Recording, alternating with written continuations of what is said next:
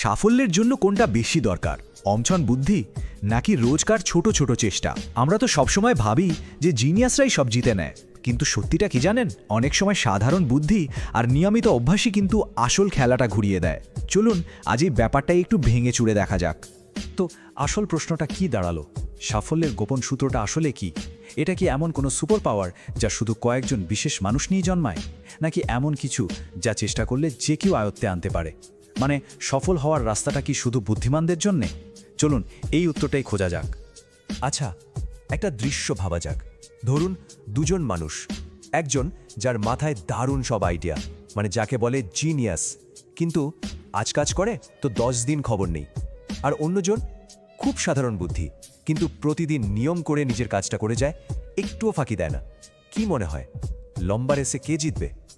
আমাদের আজকের পুরো আলোচনাটাই কিন্তু এই আইডিয়ার উপর দাঁড়িয়ে। চলুন তাহলে শুরু করা যাক প্রথম পর্ব দিয়ে। আমরা কথা বলবো বুদ্ধিমত্তার ভ্রম বা দি ইলিউশন অফ ইন্টেলিজেন্স নিয়ে। দেখব কিভাবে শুধু বুদ্ধির ওপর ভরসা করাটা আমাদের জন্য একটা ফাঁদ হয়ে দাঁড়াতে পারে। আমরা তো সবসময় এটাই শুনে বড় হয়েছি, তাই না? সিনেমা বলুন বা গল্প, সবখানেই জিনিয়াসদের জয় জয়কার। আমাদের মাথায় যেন ঢুকিয়ে দেওয়া হয়েছে যে জন্ম থেকে বিশেষ প্রতিভা না থাকলে আর রক্ষে নেই, বড় কিছু করা যাবে না। আর এই ভাবতে ভাবতে আমরা চেষ্টার চেয়ে ট্যালেন্টকেই বেশি দাম দিতে শুরু করি। কিন্তু আসলে কি তাই? দেখুন, যারা শুধু ট্যালেন্টের উপর ভরসা করে তারা প্রায়ই একটা ফাঁদে পড়ে যায়।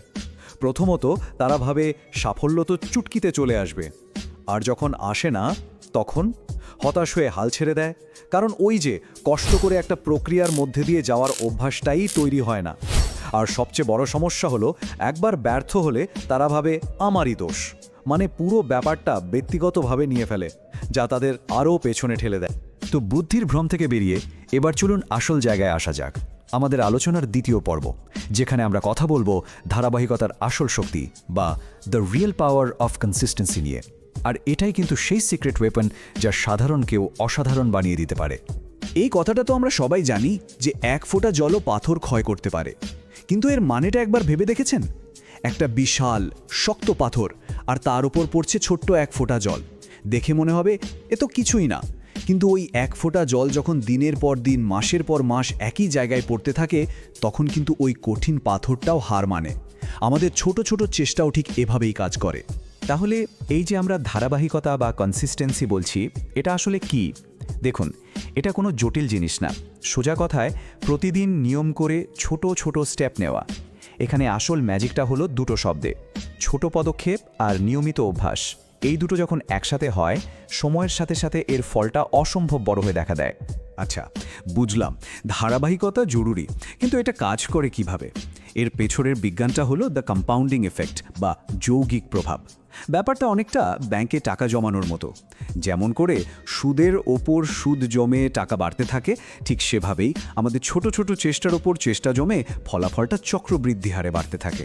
একটু ভাবুন তো, প্রতিদিন মাত্র 1%, জাস্ট 1% করে ভালো হওয়ার চেষ্টা করা। একদিনে 1% উন্নতি, এটা তো কিছুই না, তাই না? এতটাই ছোট যে হয়তো কারো চোখেই পড়বে না, মনে হবে এতে আর কি হবে। কিন্তু বিশ্বাস করুন, আসল খেলাটা কিন্তু এখানেই।